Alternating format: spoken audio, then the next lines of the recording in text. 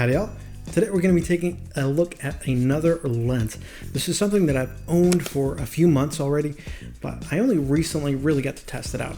And I'm glad I did, because before I actually took it out in the real world, I was even debating maybe saving up to get the Fujifilm 50mm f1.0, but that thing is $1,500, so I'm really glad I gave this a shot, because at basically a fifth of the price, this thing really packs a punch.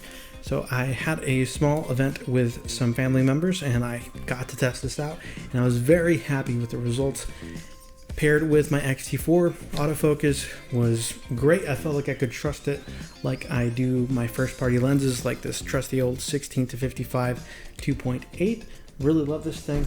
It felt very reliable, of course, because you're shooting at a shallower depth of field. It might not have as accurate or as consistent hits, but I still felt like the percentage was really good. Not enough for me to worry about it really at all.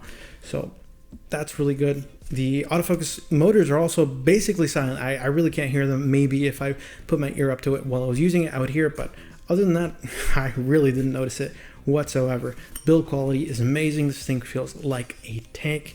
It comes with a really nice metal hood, and the hood actually snaps on there very satisfyingly, and it's not going to come off on accident, which really shouldn't be a pro. I wish that was the standard, but there's so many lenses with really shitty hood clasps. Anyway, this thing's nice. The thing that might be a little bit awkward, well, while I like that it has an aperture ring, this thing is declicked, which maybe if you're using it for video, but the problem is that if it even lets you adjust it while you're in video, it's not going to be smooth transitions like you would with like an actual mechanical aperture ring. This thing, you're going to have weird stepping. Maybe it works better with the other manufacturers, because I think this lens is also available for Canon and Sony maybe. So it might work better for them, but on this Fuji X-T4, I don't really see the point. I would just rather have a click.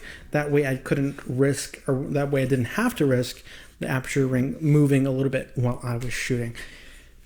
The other thing, the only thing that I had a bit of an issue with in terms of the build is that the coatings, I'm guessing, aren't going to be nearly as sturdy, durable as the Fujifilm ones, because I already got a scratch on the front element, and I don't think it's really on the actual glass itself. I think it's on the coating. I can't say for sure, but to be fair, I don't really baby my lenses. I use these pretty much as tools. I wipe them with my shirt if I need to, and that has been fine for years and years of me doing this.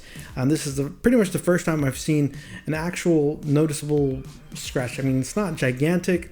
I think it's more aesthetic than anything, because the shots still come out great. But that's just one thing to note. You might want to be a little bit more careful with the front element compared to some other lenses.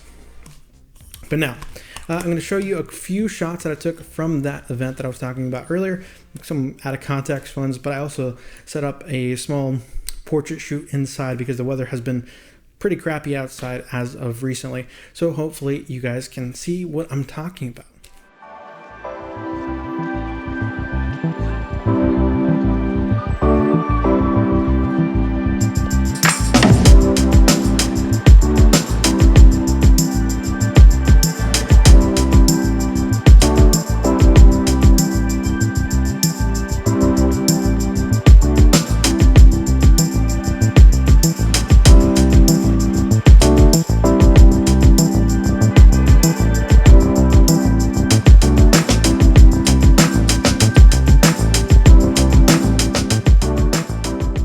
While not a gigantic list of photos to show you, hopefully that was enough to give you a feel of what you can do with this kind of lens. I feel like it's sharp enough, completely wide open, because let's be honest, at least for me, if I'm buying a lens like this, I'm going to be shooting wide open basically all the time. So I think it's really perfect for portraits, and I'm going to keep using it for a while. One of the slight quirks that I want to mention, just to let you know, is that in order to update the firmware, you're going to have to do it through the micro USB port. It's a little bit of a process.